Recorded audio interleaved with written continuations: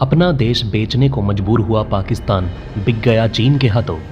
दोस्तों, हाल ही में भारत के लिए एक बहुत बुरी खबर सामने आ रही है, जहां अब हालात ऐसे बनते दिख रहे हैं कि अब भारत के हाथ से पीओके जाता हुआ दिखाई दे रहा है।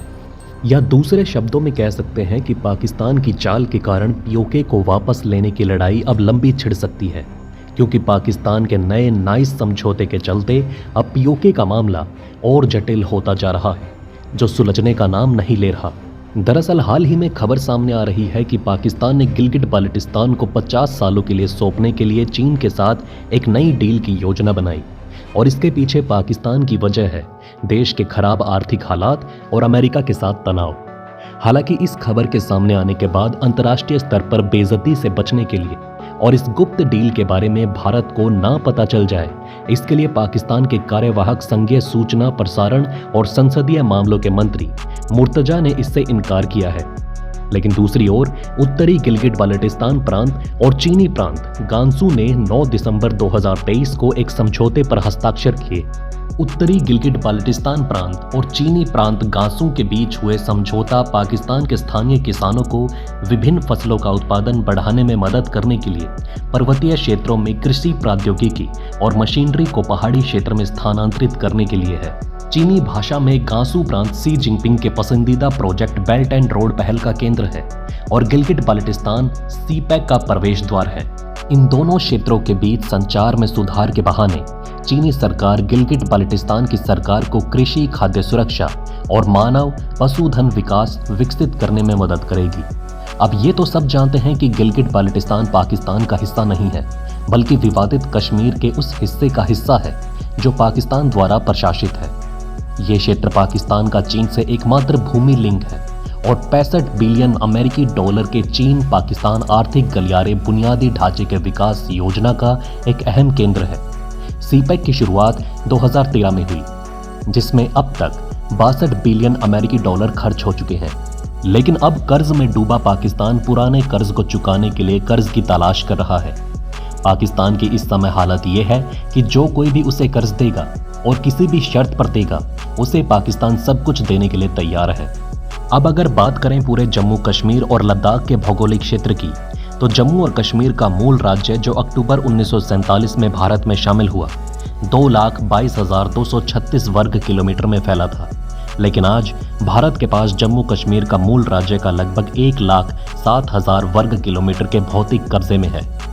पाकिस्तान के कब्जे वाला कश्मीर यानी कि पीओके 72,935 वर्ग किलोमीटर का है, और इसमें से पहले ही 1963 में पाकिस्तान ने सैन्य और परमाणु प्रौद्योगिकी के बदले में शक्सगाम घाटी पाकिस्तान के कब्जे वाले पीओके में भारतीय क्षेत्र को अवैध रूप से चीन को पट्टे पर दे दिया। आइए जानते हैं कि अब यहाँ पर भारत के लिए समस्या क्या है।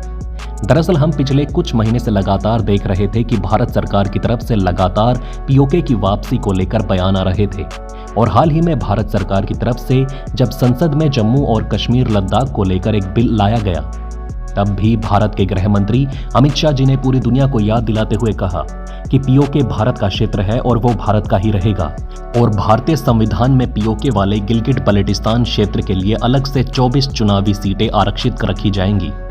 साथ ही पीओके और गिलगिट बाल्टिस्तान के क्षेत्र में रहने वाले लोगों के द्वारा लगातार भयंकर भूखमरी और पाकिस्तान के कंगाल होते हालातों को देखकर भारत में शामिल होने की मांग उठ रही है। पीओके में लगातार लोग भारत के जिंदाबाद के नारे और पाकिस्तान मुर्दाबाद के नारे और पीओके को आज़ाद करो के नारे लगा रहे हैं।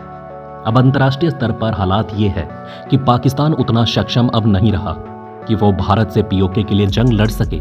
पीओके के लोग और खुद पाकिस्तान की सरकार अपनी बदहाल स्थिति से नाराज है। पीओके के लोग अब भारत के कश्मीर की तरक्की देख अब भारत में शामिल होना चाहते हैं, और ये बात पाकिस्तान भी जानता है कि उस पर एक दबाव भारत की तरफ से और पीओके की जनता की तरफ से अंतर्राष्ट्रीय सिनारियो से भी बन रहा है कि वो पीओके भारत को दे दे। जहां अब पिछले कुछ महीनों में ये देखा गया कि पाकिस्तान ने कई ऐसी चालें चली जिसके बाद पीओके का मुद्दा द्विपक्षीय नहीं बल्कि इसको त्रिपक्षीय यानी कि चीज़ों को भी इसमें शामिल करने का काम चल रहा है। दरअसल पिछले कुछ महीनों में चीन और पाकिस्तान के बीच खनिज की खोज, जलवायु संरक्षण, औद्योगिक उत्पादन, वाणिज्य, संचार, परिवहन, कनेक्टिविटी, खाद्य सुरक्षा सहित विभिन्न क्षेत्रों में 30 से अधिक समझौतों पर हस्ताक्षर किए गए। आइए जानते हैं पाकिस्तान का नया खेल। दरअसल पाकिस्तान जानता है कि कोई भी कानूनी दस्तावेज जम्मू कश्मीर क्षेत्र पर उसके कब्जे का समर्थन नहीं करता और उसके पक्ष में केवल संयुक्त राष्ट्र का कार्ड है।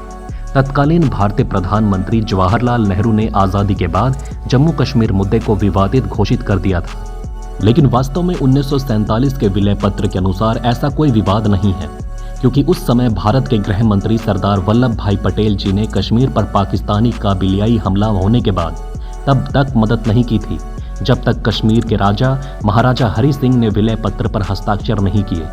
उस समय भारत के गृह मंत्री सरदार वल्लभ भाई पटेल जी के सामने जब कश्मीर के राजा हरि सिंह मदद मांगने आए थे, तब उन्होंने कहा था कि भारत तभी मदद करेगा और अपनी सेना कश्मीर में भेजेगा जब तक आप कश्मीर को भारत में विलय करने के इस पत्र पर हस्ताक्षर नहीं कर देते, जिसके बाद कश्मीर एक राज्य के रूप में अंग है और वो इसमें शामिल होना चाहता है। इस विलय पत्र पर हस्ताक्षर के बाद सरदार वल्लभ भाई पटेल जी ने कश्मीर में भारतीय सेना भेजी, जिसने पाकिस्तानी कबीलियाई लोगों को वहां से खदेड़ दिया।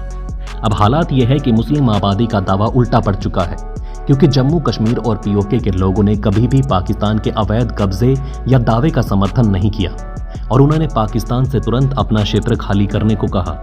और अब पाकिस्तान इसे चीन के साथ मिलकर ये सुनिश्चित करने के अवसर के रूप में उपयोग करता है कि जम्मू कश्मीर विवादित है, ताकि उसकी बात को महत्व दिया जा सके। इस प्रकार चीन को उपहार में दी गई साक्ष्यगान घाटी जम्मू और कश्मीर पर भारत के कानूनी दावे का मुकाबला करने के लिए तुष्टीकरण की राजनीति के अलावा और कुछ नहीं। पाकिस्तान के हालात इतने खराब हैं कि वो अपनी जमीन को चीन को लीज पर दे रहा है, जहां उसने 2 सिंध द्वीपों के साथ साथ गिलगिट बल्टिस्तान को चीन को स्वतंत्र रूप से उपहार में दे दिया। और इन सब के पीछे पाकिस्तान का मकसद है कि पीओके के मुद्दे को त्रिपक्षीय बनाना। और अब चीन भी यही चाहता है कि अपने $62 बिलियन जो कि वो चीन पाकिस्तान इकोनॉमिक कॉरिडोर में झोंक चुका है, वो पैसा डूबना नहीं चाहिए। चीन ये जानता है कि आज नहीं तो कल भारत के साथ इसको लेकर विवाद जरूर होगा और उसके लिए चीन और पाकिस्तान मिलकर तैयारी कर रहे हैं। जहां अब चीन पाकिस्तान के साथ मिलकर नई परियोजना चलाकर पाकिस्तान से गिलगिट बल्टिस्तान का क्षेत्र लीज पर लेकर या खरीद कर कानूनी सबूत बना रहा है, ताकि अंतर्राष्ट्रीय स्तर पर जब भी बात पीओके के फैसले को लेकर हो, उसमें चीन को भी शामिल किया जाए। आइए जानते हैं कैसे मिलेगा पीओके। दोस्तों, वास्तव में सच्चाई ये है कि पीओके को लेकर सभी कानूनी और ऐतिहासिक दस्तावेज और सबूत भारत के समर्थन में हैं। और उस समय के कश्मीर के राजा हरि सिंह और गृह मंत्री सरदार वल्लभ भाई पटेल दोनों के विलय पत्र का हस्ताक्षर वाला विलय पत्र भी भारत के पास है। तो चीन का तो कहीं से सवाल ही पैदा नहीं होता इस पीओके के फैसले में आने का। और वास्तव में तो पाकिस्तान का भी कोई तुक नहीं बनता, क्योंकि पाकिस्तान ने उस क्षेत्र पर कब्जा कर रखा है जिसको 1947 में वहां के राजा हरि सिंह ने भारत को ही सौंप दिया था।